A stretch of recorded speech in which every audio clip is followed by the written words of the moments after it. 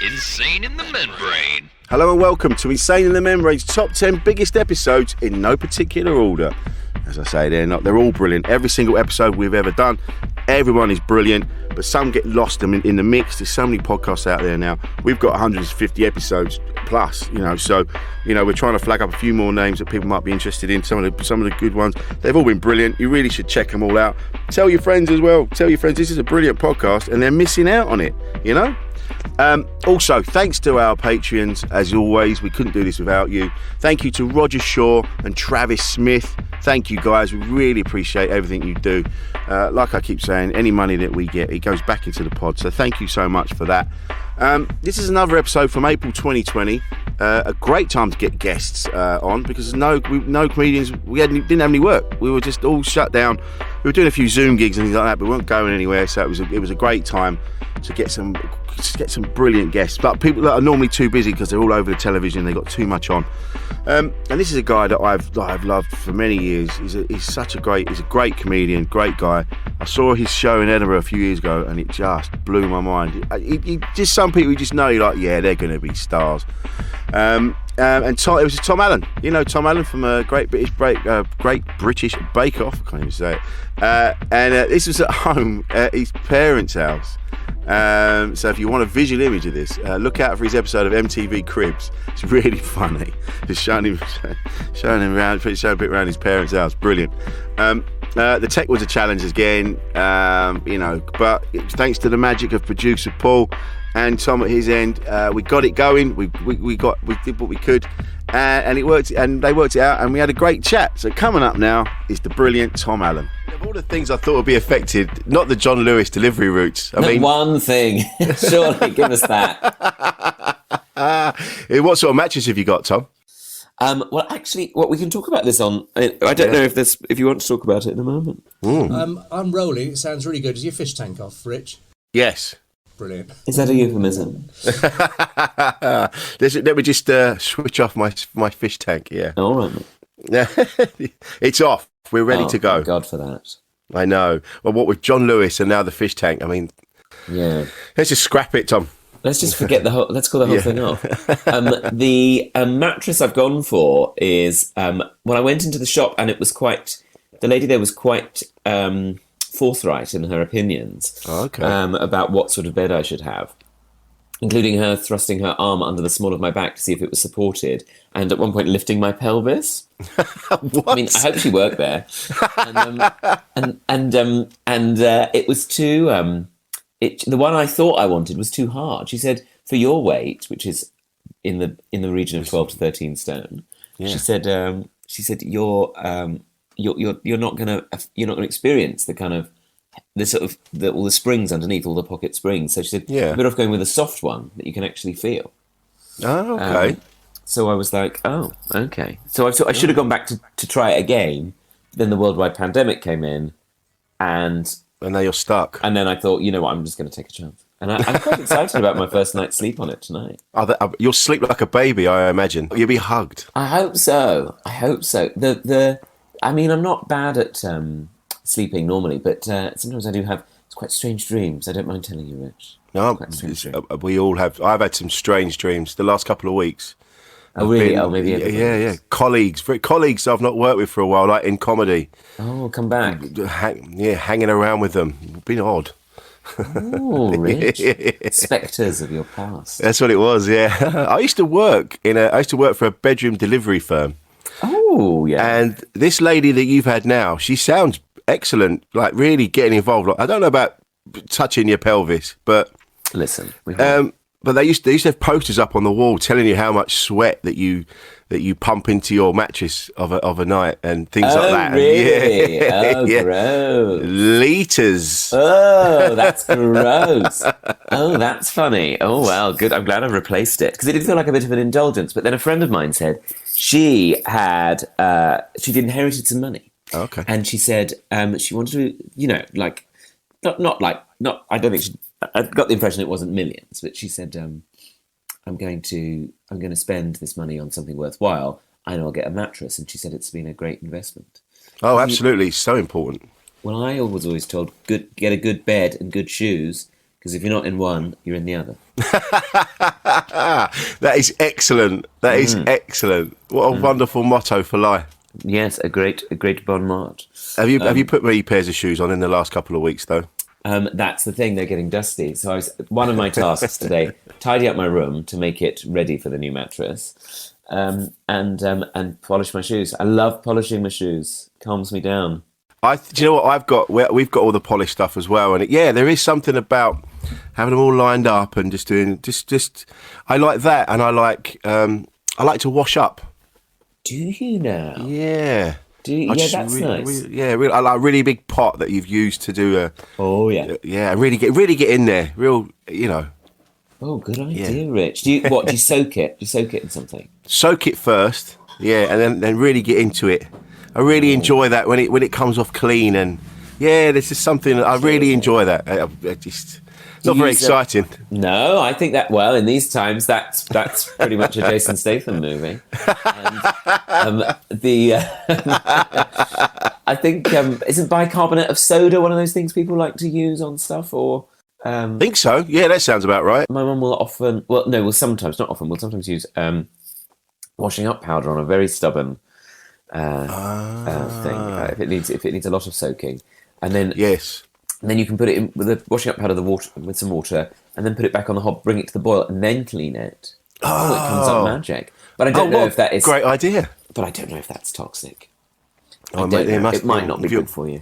If you're cooking washing up powder, basically. But you do that in the washing machine. I don't know. But it's even tucked away, isn't it? Oh, I don't know. Yeah, you're right there, Rich. You're right. It could be. So, Tom, didn't we grow up in the same place? We grew up in the same area, Bromley.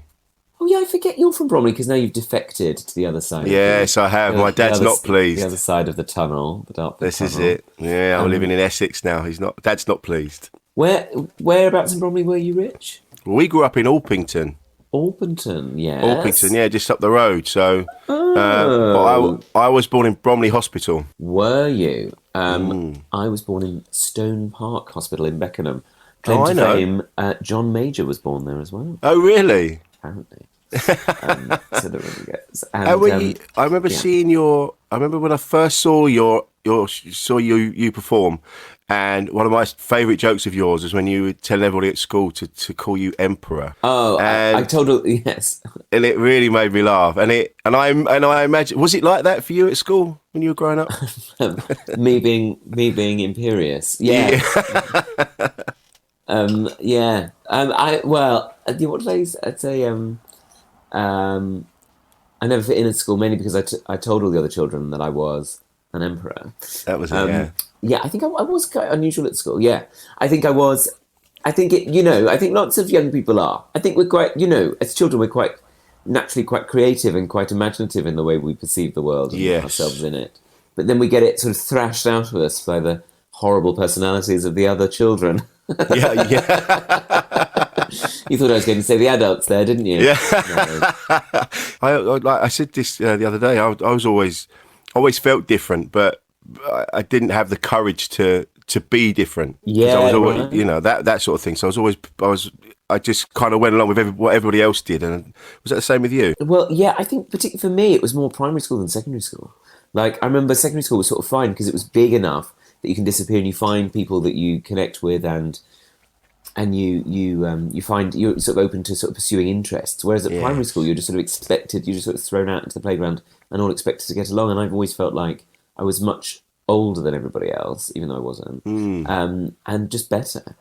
And and they were horrible children. I remember them being horrible to me. Yeah. So at primary school, that's sort of like when I think children are very feral.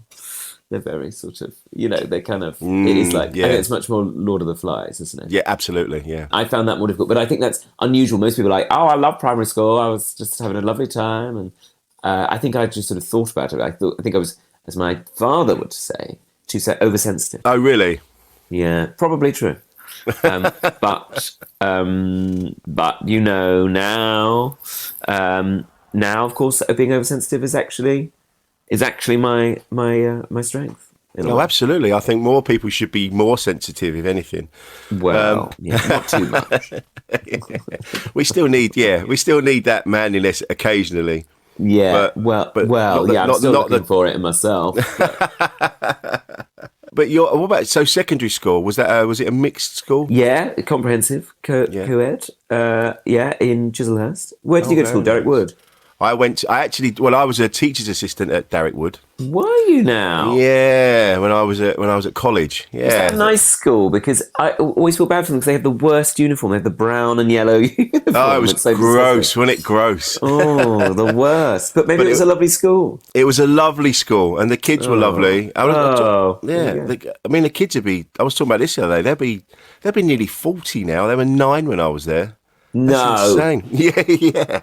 Oh wow, that's How old mad. Are you, Rich? I'm 48. God. My word. Yeah. You forget other people grow up. I know, isn't it weird? And also, when you watch like a film and you go, and I was always like, oh, they're so grown up, and then you go, they're younger than me in that film, or they're, or I watch Call the Midwife, and I go, they're younger than those midwives are younger than me. Yeah.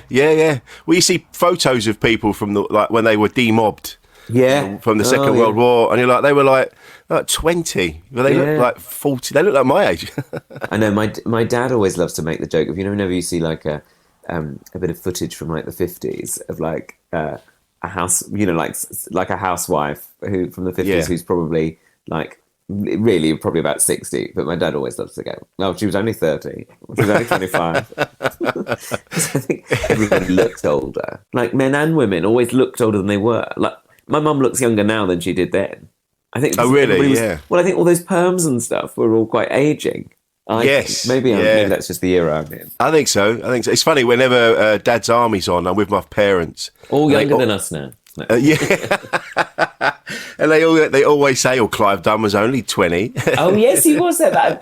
I remember learning that and being absolutely amazed. I was, gobsmacked. Yeah, he's younger than Pike. Yeah. Amazing.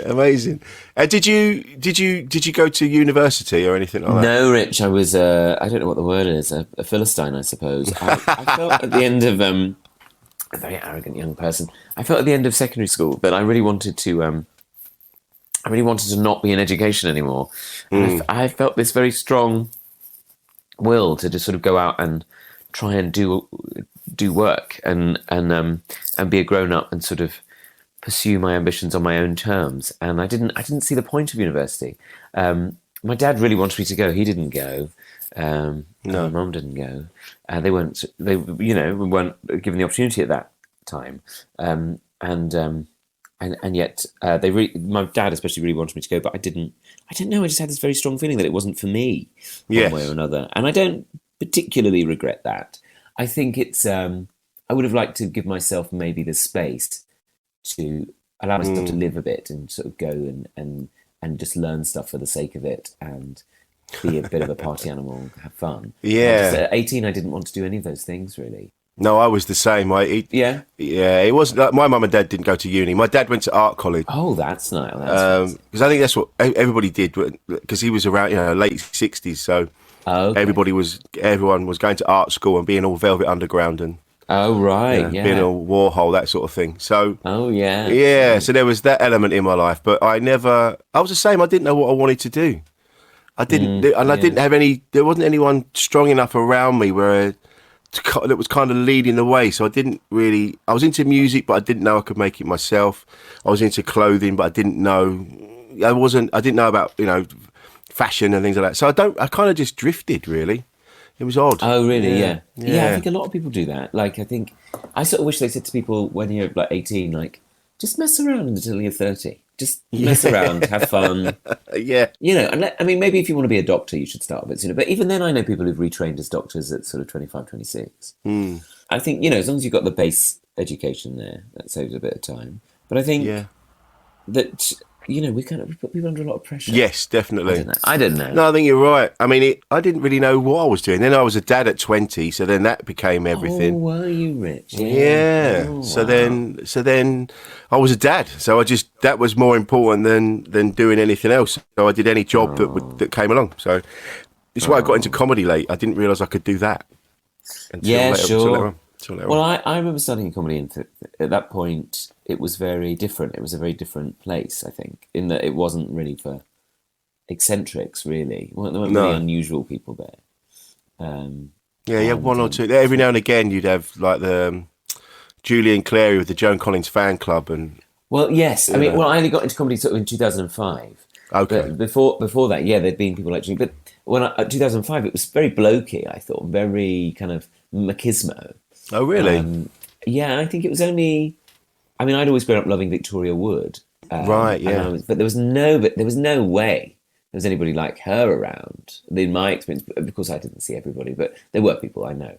But and then I think, well, when Alan Carr came out with his DVD, then I was sort of like inspired, because I thought, oh, actually, you can be different and you can have a sort of more a more sort of outsider view of the world, and and be welcomed. And I thought that was a real landmark for me. I thought when that came out. But Yeah, of course. Yeah. No, up until that point, I remember like being camp was people who were gay were.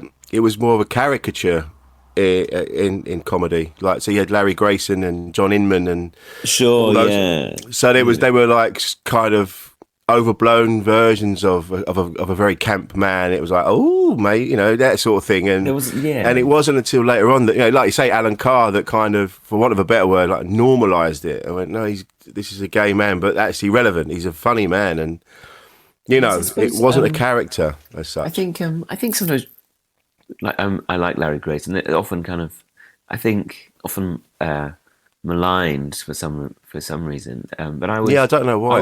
I always really loved him, and I mean, I only sort of watched him. He was sort of more around in the 70s. Yeah. But I really loved him, and I don't know. Sometimes people are quite. I don't know. They talk about representation and stuff, and the burden of representation. I think actually, well, he was just being himself. I don't think he was putting on an act. Or sort of. I think he was just being himself. And I think the industry kind of caricatured it. Do you know what I mean? It's like, oh look, we've got one of them ones. That it was that sort maybe. of. When I was a kid, it seemed to be a bit like that. Yes, maybe people were sort of grouped a bit like that. Yeah, and there was. I mean, I think there was a bit of that. Certainly when I was, like, say, on the circuit still, and that was in the 2000s, of that kind of, sort of having to kind of, for want of a better word, sort of, I felt like I had to explain myself a bit, Oh, really? And that sort of was always frustrating to me. But then, you sort of do more and you learn ways to just quickly kind of get people into knowing about you. But yeah, I think you're right about that. It's funny now you mention it. The machismo. I think you're right. Because I started in 2004. Oh, yeah. And even then, the middle spot was known as the girl spot. Oh, really? Yeah. In green rooms, and then they'd only have one woman on, right? Or one gay guy, or one black person. It was very, very. Yeah, I do remember it being like that. I think there was an assumption that comedy, like since the 80s, it's all been the alternative, and I think there were definitely places where that alternative comedy existed, but the mainstream circuit was still quite, jonglers and all that was quite. Yeah, definitely. Quite machismo. It was seen as groundbreaking when they started to have like more than one person of different ethnicity on the bill. Like, oh, look at us, we're being progressive. You're like, okay, why are we making a big thing about it? Yeah. I mean, it's. I think it's changed so much from that. I mean, I think comedy's always been an interesting forum, and I think like there's always been people who've supported alternative comedy and whether that's like Arthur Smith or Eddie Izzard, of course, like existing in the kind of popular space. I think there's always been that. There's always been those reference points of people who are alternative. Joe Brand, Victoria Wood. Those people were really kind of to me felt like kind of torchbearers, really. Yes, but. It's nice, I think, that new people are on stage who weren't on stage 15, 20 years ago. Oh, absolutely. I think you see it reflected in audiences as well. And I think it makes it nicer for everybody. It's sort of, I just think it's storytelling, isn't it? Yes. And so you just want as many interesting stories as possible, not the same bloke going on about, middle-aged bloke divorced. I sometimes catch myself when I'm talking about being divorced, and I'm like, oh, what am I? I'm joining in now. Oh, no. Have you always been comfortable with your sexuality, or was it? No, barely comfortable with it now. You seem very at ease, Tom. No, I am really. I'm joking. But no, I think as a teenager, I just wanted it all to go away, and just wanted it all to, just wanted to sort of bury it, or just sort of be, just in a different world. I think that's when I sort of became quite kind of eccentric. Really, I sort of, I think because I just wanted to. Just not have the inconvenience of it, if that sounds. Yeah. So, do you feel there was still a stigma attached? Yeah. You know, like Right. I mean, not to kind of portray that everything was terrible. No. But certainly, like people would say "gay" as a slur when I was at school. Right. Yes. Yeah. And that was sort of the least of it, really. I mean, I think there was, like, I got beaten up at school once because a bloke thought I looked at him. Oh wow! And just sort of like I don't know, yeah, I just sort of think like there were no role models really, and there were no nobody. I didn't know any gay people, so there was no kind of like, well, it's just like you're just like Graham and Bernard down the road. You know, there was no sort of there was nobody like that, it was a very different in sort of like. You know, don't make it a fuss, I suppose. Don't make like it sort of felt like it was making a fuss, and I think it was kind of the only role models there might be. It would be somebody on like a television drama or maybe Channel 4 would show a film, but they never had happy lives. No, like they always one way or another they always died. So, it was always they always made it. It was a thing that they were gay. It was a big deal. It wasn't like, oh, and then this character, they live with their partner. It's not. It wasn't as incidental. And that was it. Yeah, and I think that's a huge change now. It's really brilliant. But back then it wasn't. You know, it was a thing, and people didn't understand. People didn't know, and people were, still coming to terms with HIV/AIDS. You know, that was sort of, like that was still happening. And it still is happening now, but it was still new really to people, and they were still coming to terms with it. So it was different. So for numerous reasons, but yeah, I think it just meant that I somehow got a feeling that I should. It would be easier if I just sort of kept it on the down low. But of course, I kept it on the down low. But in reality, I didn't at all. Like. You can't, in my young teenage way, I had no concept that liking Noel Coward and buying all of Elton John's albums was going to be a clue to anything else in myself. Hello. Rich seems to have fallen offline. Oh, no problem. No problem. Okay. Hello.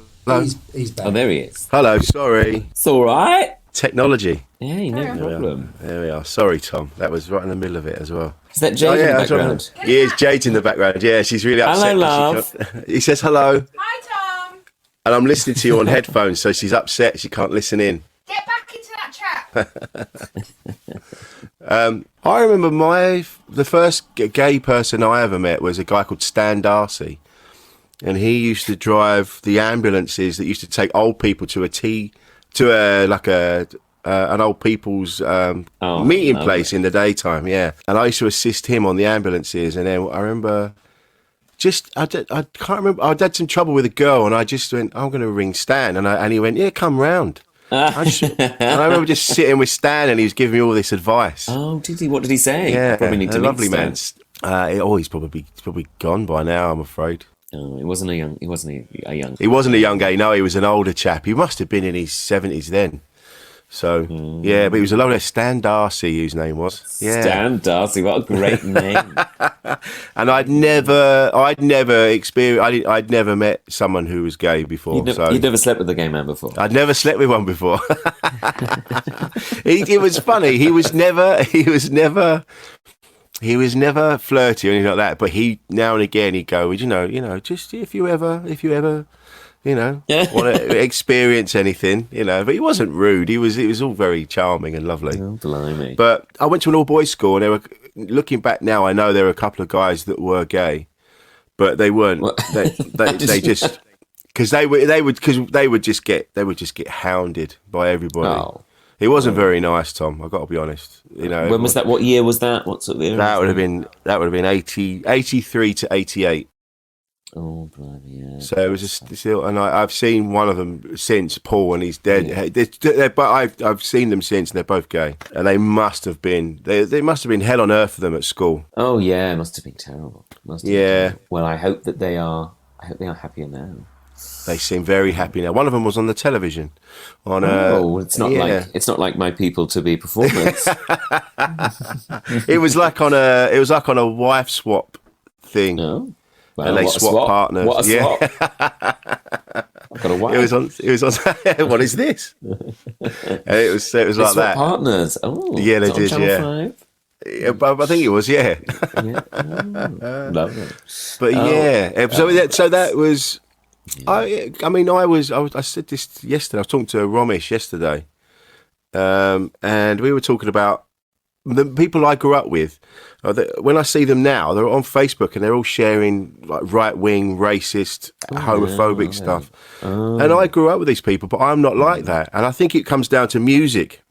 I was going to say, well, how come you ended up being different? Did you? I think it's because of music. Music, yeah. So, what music did you listen to? I was listening to Bronski Beat and all manner of soul music and because it's such a mod. Yeah, well, all sorts really. You know, Little Richard and Right. so I was surrounded by these flamboyant, you know, out there different people. Yes, there's always been these kind of eccentric characters, hasn't there? It's interesting. I always think that like flamboyance is kind of it's always been around. You know, like there's nothing new about it. You know, there's nothing. Yeah. There's always been these kind of wonderful people who, you know, who are kind of out there. Yeah, and they've always been celebrated, really, if you think about it. But yet there's sometimes this resistance as well. I don't know. I know what you mean. And like say, Little Richard, when I look at videos of him and old interviews with him, and you're like, wow, not only was he a black guy, you know, he was up against that in this industry, and also one of the most flamboyant guys out there wearing makeup and just being this huge personality. Oh, yeah. He must have gone through some amazing struggles to get where he was. I wonder, Showbiz. Showbiz has always been the space, though, hasn't it? It has, yes. The place to be something that you want to dream of being. Have you ever read? Do you like John Waters? Yes. Have you ever read? I'm looking at my bookshelf. I'm trying to find the book. His book called Role Models. No, is it good? Yeah, I think you'd like it. Oh, I might check that out. Yeah. Kind of eccentrics that he grew up loving. It's very. It's a really brilliant kind of version of a biography for him. I think he's fascinating. He is fascinating, and I mean, he lives in. Who is one's Little Richard? There's one of his. I knew it was. I knew there was a Little Richard in there. And he says that Little Richard scared my grandmother in 1957. That's how it starts the chapter. Oh yeah, you'd like brilliant. That it's very sort of. It's just his. He's just such a great guy. So he lived in Baltimore, grew up in Baltimore, so which I think is kind of suburban, you know, kind of America. So it's not.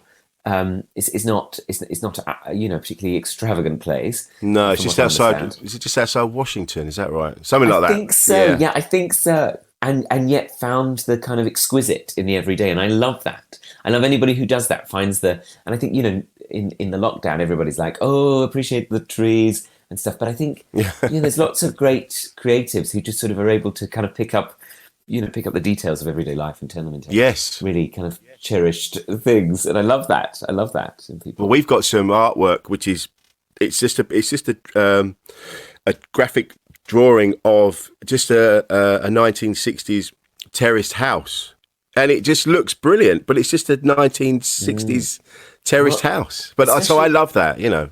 Well, I think as well, like it's very quickly things that are, in design, I've noticed things that are kind of seen as quite sort of naff, kind of quite mundane or quite sort of like old hat, suddenly, you know, people go, oh, actually, they're quite beautiful in their way. I didn't realize they were quite beautiful. And actually, if you celebrate them and polish them up, they look wonderful. But like, I've noticed, I sometimes look at that website called The Modern House. It's an estate agent's website, basically, but they have kind of, their thing is it's a property that is with a architectural bent or something. You know, it's all kind of like places that have an architectural interest somehow in them, and I've noticed they have sort of suburban 70s houses coming on there now. Wow. Because of course, like houses in Bromley and things, you know, they're a lot more spacious and have bigger windows, and they're built with people in mind, whereas a lot of things built in the last 20 years, they have quite small windows quite a lot of the time. Well, it's like they're turning us into worker bees. Like they're making apartments smaller, like almost like pods, because you're hardly ever there because you're at work. You're going to work. You were, up until this. But they're making motorways wider and train lines faster, and it isn't so that you can get to grandma's quicker. It just seems to be that you can get to work quicker to create more honey for the queens and the kings. Yes, that's quite rich. It seems it's quite a desolate way of looking at it. Profound. So, but whereas before, like you say, your house was your home, it was your castle, and so it was seen as being more important. So, you know. But John Waters, I remember seeing him in Edinburgh a couple of years ago. Did you? And he was in the courtyard of the Pleasance. I don't know what I think he was doing a show, maybe. Oh my goodness! This is it. I'm being mobbed. No, actually, he was just stood talking to some people, and I'm really gutted I didn't go over and just say hello and thank you. Yeah, oh my goodness, He's so great. I went to see amazing. A speech at the festival hall, and he was really brilliant. Oh, really? I bet it was great. That was about the book, actually, I think. It was his book tour. But he was so funny, but like at once funny and profound and interesting. I think that's it's quite an American sort of thing. I think if you look at like David Sedaris, that kind of sense of like somebody tells a story and it's funny, but also it offers something profound, something sincere and something poetic. And I think Alan Bennett, I suppose, is somebody who does that here. But I've always been fascinated by those characters, and I've said this before on other episodes where I love those characters, but I didn't tell anybody because I didn't want to be picked. I didn't want to be picked on and bullied. So I just kept it quiet. That's why they're so important to us, isn't it? Because they are the quiet, like say, torchbearers, or the people who kind of light the little fires in the darkness, aren't they? And we sort of.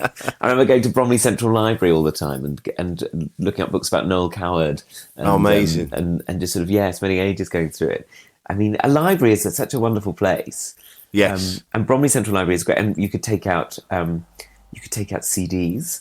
Tapes, and I would love to take out. It's such a trusting thing, isn't it? It kind of feels. I'm sure it must feel to a younger generation like absolutely like from another world. The idea of just like you borrow a book or a CD or whatever you want, and you can either sit there and read it, but you can take it home. And they just trust you to bring it back in 3 weeks' time. Yeah, and they don't.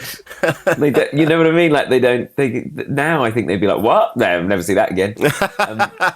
But I don't know. There's something wonderful about that, isn't there? Like Bromley Central Library, and there'd be the reference library where you could go and read the papers. That's it. My friend Joe and I would go in there and do our exam practice. Wow. But, and sometimes I'd take out the CD of Sunday in the Park with George. And I'd love it so much. Yeah, it was just great. And just a great place to be, like whoever you want to be, through the things you pursue. And you can go and look up knitting if you want, or you can go and look up, pictures of houses, or I suppose, it's so weird now. That was the other thing, I think, not to be so nostalgic, but what's so wonderful now, if you have an interest which is unusual, you can immediately you can indulge yourself to such an extent where you can connect with all of their work if you like someone. Yes. You can connect with all of their work, everything about them. You can connect with other people who like them, find out what they've got to say about them. So that, just sort of, there's so much connection. Whereas back then it was like you got a book out about them and you hoped that was a good book about them. And you might find a book that they'd written, but you might not. And that was it. It's I remember watching my first experience of Noel Coward was The Italian Job.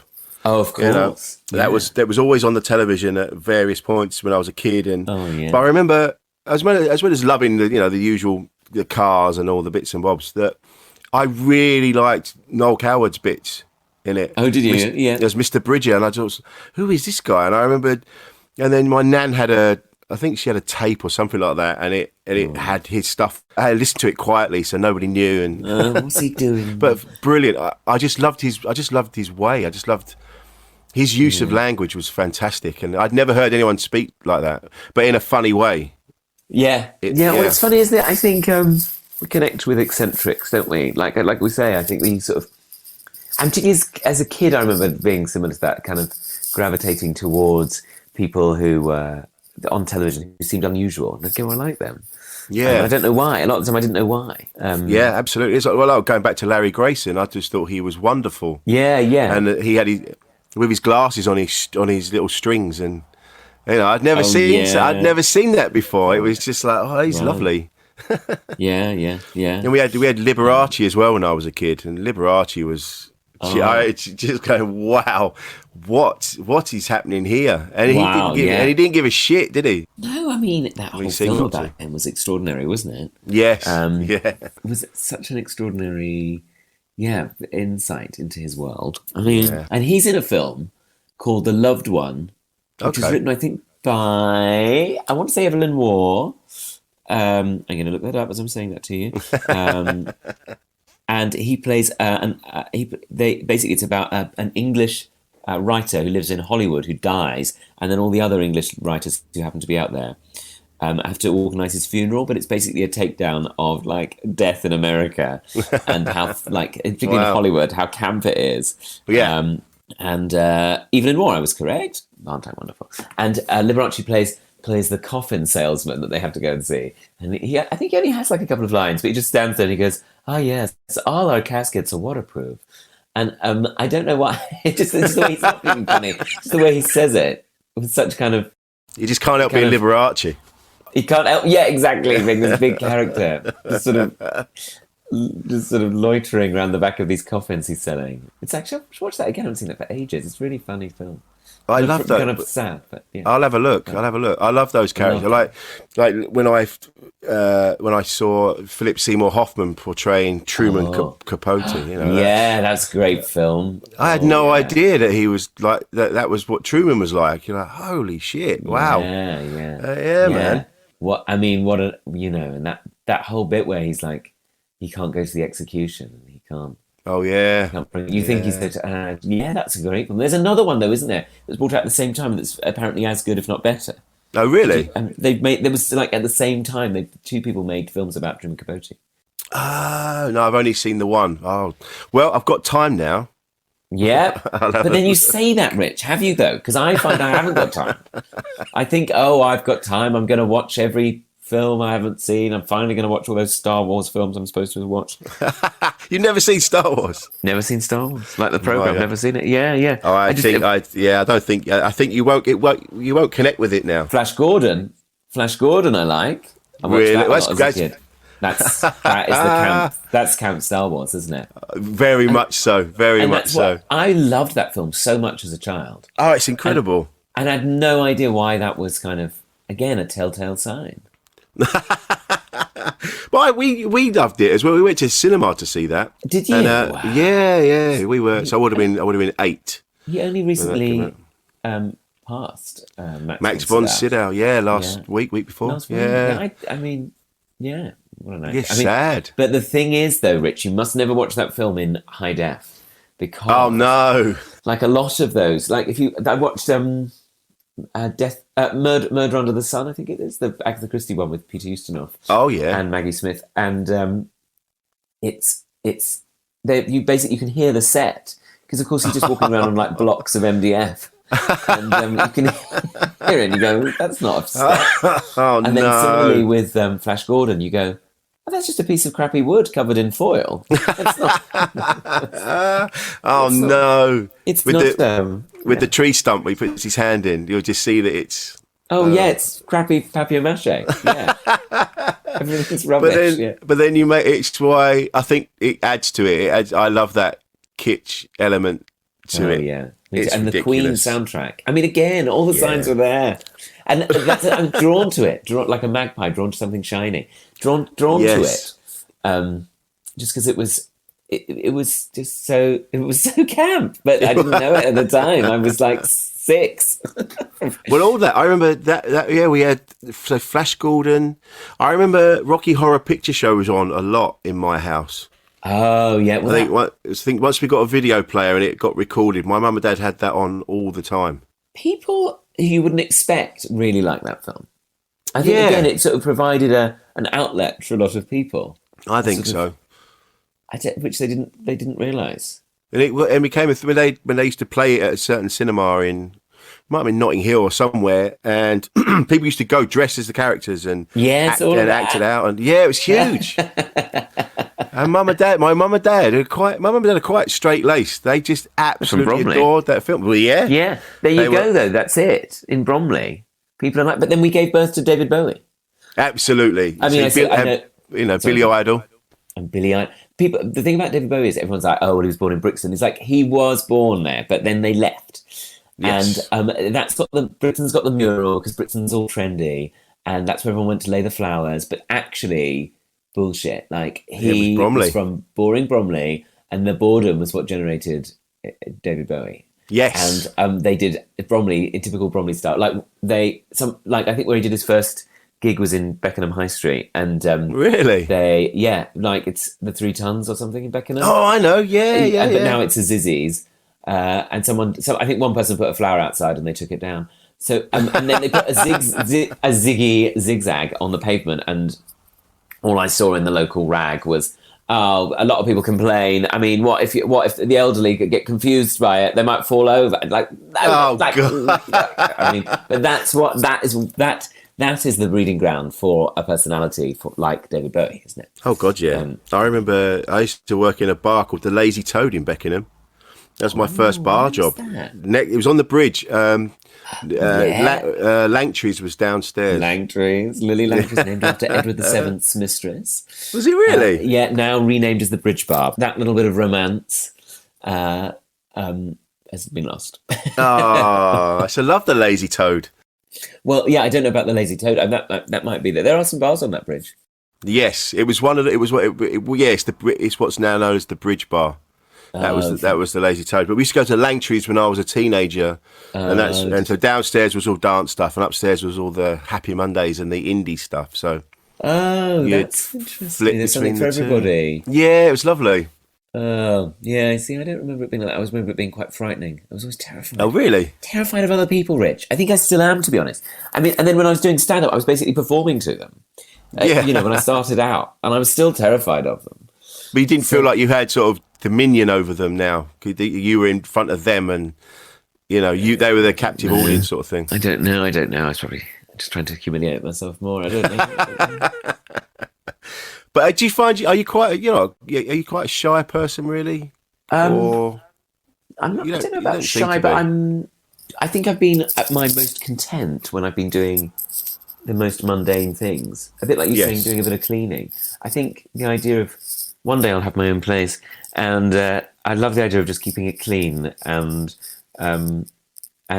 just sort of having quite a pared down existence. I like that, and then actually I'm more creative when I'm like that. I feel more sort of at ease with myself. So I suppose my oldest friends are the people I just sort of am around. I don't feel the need to be like big around. You know what I mean? I don't feel the need to be kind of exuberant around them. I don't feel the need to like perform anything. I just sort of am. I remember watching a documentary recently about Bob Monkhouse, and they were saying like, when Bob came off, and I'm not comparing myself to the great Bob Monkhouse, but I thought it was an interesting thing about stand-ups and performance. But the person talking was like, thing is, when Bob came off stage, it was very different. In the interval of his show, he'd come off and he'd be quite worried, quite concerned, quite quiet. He'd go to his dressing room, just sit quietly, and then after the interval, he'd go back on stage and be Bob again. Yeah. And I'm like, no, like he was just performing. Like, what do you expect him to come off stage? Be sat in his dressing room, being like, no, I'll take my. I'm running to yeah. When I was at school, I remember they were such a sort of strange kind of version. Like, well, of course he was. He was just bigger on stage because he was on stage. Yeah, exactly. The amount of times I've heard that, they go, you're not like you were yesterday. They go, yeah, well, I was don't seem very funny. Don't seem very funny. Those people, and there's people who are sort of funny all the time. Go, oh, shut up. Yeah, a minute. Have a day off, mate. Have a day off. Maybe I'm mean. Maybe I'm unkind. I don't know.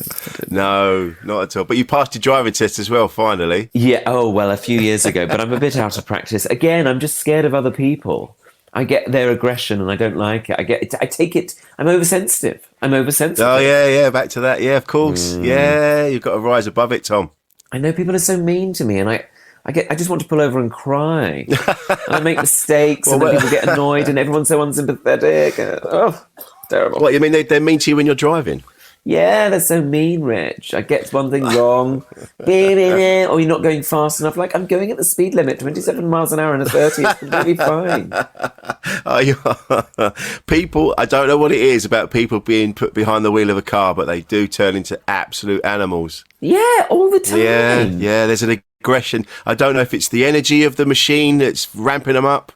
It's so much better than walking. You know, if you had to walk to the shops, it would take you hours and you'd have to carry everything back.